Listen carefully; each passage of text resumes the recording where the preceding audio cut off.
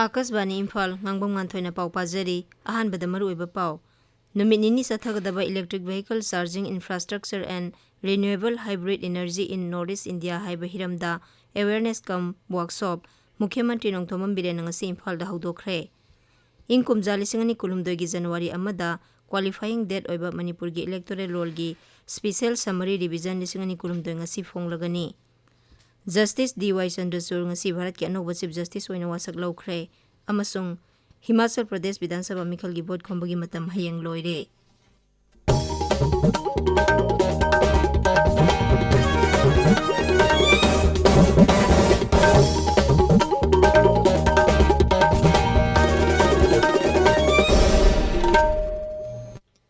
Electric vehicle charging infrastructure and renewable hybrid energy in North East India हाइब हिरमदा नुमित निनी सथगदबा अवेयरनेस कम वर्कशॉप मुख्यमंत्री नोंथोमम बिरेन सिंह ngasi इम्फाल की सिटी कन्वेंशन सेंटर दा हौदोखरे थौरमदुदा ट्रांसपोर्ट मंत्री खासिम बासुम अमसुंग कराम श्याम सिंह एमएलए सरुक यारी थौरम असी CSIR Dehradun CSIR NEISTB lab and Lamphelpat अमसुंग राज्य की ट्रांसपोर्ट डिपार्टमेंट सिनबनी इंग कुमजा लिसिंगनी कुलुमदोई की जनवरी अमदा क्वालिफाइंग डेट ओइबा मणिपुर की इलेक्टोरल रोल की स्पेशल समरी रिविजन लिसिंगनी कुलुमदोई ngasi फोंगलगनी मियाम इलेक्टर राजनीति दल सिंगी मिहुसिंगना ड्राफ्ट फोटो इलेक्टोरल रोल असी मरी लेनबा ERO नत्रगा बूथ लेवल ऑफिसर सिंगदगी येंगबा यागनी नत्रगा राज्य की चीफ इलेक्टोरल ऑफिसर की वेबसाइट https://ceo.manipur.nic.in दा संगलगा येंगबा यागनी राज्य की chief electoral officer Rajesh Agarwal ngasi थोकपा चेरोल अमदा हाई फोटो इलेक्टोरल रोल की ड्राफ्ट कॉपी सिंग असी जाति अमदी राज्य थाक की राजनीति दल सिंगदा नमथोकलबा कॉपी अममम अमदी DVD अममम लेमना पीगनी इंग कुमजा लिसिंगनी कुलुमदोई की जनवरी अमदा मसागी सही 19 सुगदबा सिंगना मिंग हापसिनिंगबा लैरबदी फॉर्म 6 दा मेंसिलगा दरखास्त थारकपा यागनी मंत्री पुखरी की लमलोंगैदा लैबा वाटर सप्लाई स्कीम की DTR पानखटकदबना मरम ओइदुना 11 kV मंत्री पुखरी टू फीडर न कोनबा मफम सिंगदा ngasi अयुक पुंग 10 दगी नुंगथेल पुंग 3 फावबा मई पीबा ngamloi हाइना Manipur state power distribution company limited की चेरोल अमना हाइरी अमरोमदा यूरेम्बम सबस्टेशन की मखादा लैबा वेस्टर्न 1 अमसुंग JNB फीडर न कोनबा मफम सिंग यूरेम्बम अवांग खुनौ कोनथौजम सगुल तोंगबा खुंबोंग कामोंग अवांग जिरी मोइदांगपोक अमदी कैथेल मानबी असम राइफल्स यावना ngasi अमसुंग हयंग अयुक पुंग 9 दगी नुंगथेल पुंग 3 फावबा मई फंगलोई हाइरी मसी मफम सिंग असिदा लंबी पाकथोकपगा मरी लेनना पोलना चिंगबा होंदो होंजिन तौगदबना मरम ओइदुना मई पीबा ngamloidabani हाइना MSPDCL की चेरोल अमना हाइरी BSF मेघालय फ्रंटियर की DIG संदीप रावत अमसुंग ईस्ट जयंतिया हिल्स की डेप्यूटी कमिश्नर अभिलाष बनवालना ईस्ट जयंतिया हिल्स की हुरोस खुंगंगदा बेम्बू ब्रिज अमंगरांग संगाखरे हाइरिबा थोंग अदु BSF अमसुंग ईस्ट खासी हिल्स जिला की डिस्ट्रिक्ट एडमिनिस्ट्रेशन साबनी मियामना चथोक चसिनदा खुदोंचादबा मायोकनरंबदो हौजिक्ति थोंग असिना चथोक चसिनदा हेना खुदोंचाहल्लगनी असम दा दियोरी ऑटोनोमस काउंसिल की मिखल ngarang शांति ओइना पांगथोखरे सादा मरफु की सांगदा बोथादनखी जिला तरुकी केंद्र कुनिथोइदा पांगथोखिबा दियोरी ऑटोनोमस डिस्ट्रिक्ट काउंसिल की मिखल अदुदा मिरेप हुंबुद्रा मंगाना लंबा तौनखी सरकार की पाउ मतुंग इना मिखल अदुदा BJP की मिरेप 19 BJP अमसुंग अहोमगना परिषद की सुंगसिनबा कांगबु की मिरेप 3 कांग्रेस की मिरेप 13 आम आदमी पार्टी की 8 ना मिखल असिदा लंबा तौनरी boat मसिंग हयंग थीगनी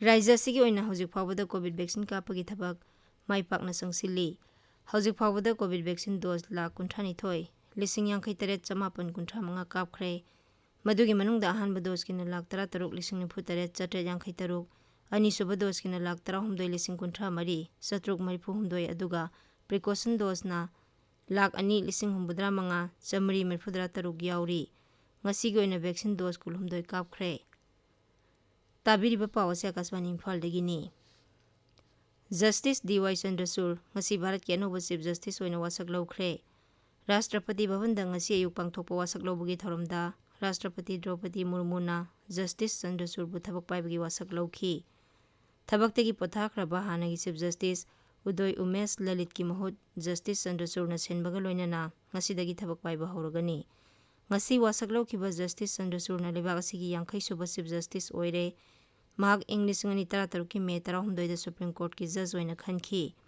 Supreme Court ki judge oidringaida mahak Allahabad High Court ki Chief Justice oina thabak purami.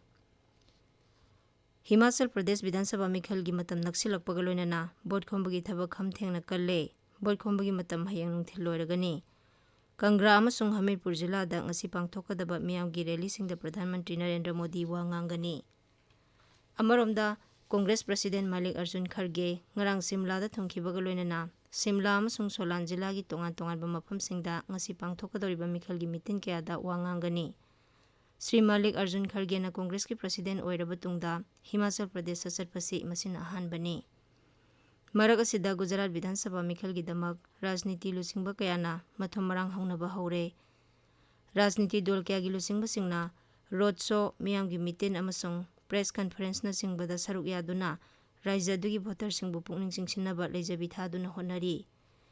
Ekhoi gi paumina hai sarkar pairiba BJP na rajniti gi oiba campaign kya sathari. National Spokesperson Sambit Patra na ngasi Gandhinagar da pangthokadaba miyam gi mitin da wa ngangani. Ahmedabad ta ngasi pangthokadaba ahanba voter singi oiba mifam amada BJP Yuba Morcha gi National President Tejasri Surya na wa ngangani. BJP Parliamentary Board ki ngasi mifam pangthoktuna mirep oigadaba singi ming aroibo oina khandoklagani. Amaromda Aam Admi Party gi National Convener Arvind Kejriwal amasung Dol gi State President Gopal Italia na ngarang Junagadh amasung Surat ta vote khomkhre. Dol asina mirep teret ki Taranithoi suba list amasu phomkhre.